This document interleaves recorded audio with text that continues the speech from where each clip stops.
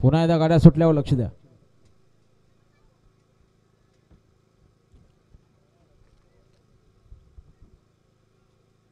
सुंदर अशा गाड्या पळतात बघा. उजवीनं पिंपलोलीकरांचा साज पळतो, इकडे डावीनं देखील सुंदर अशी गाडी पळते. अतिशय सुंदर.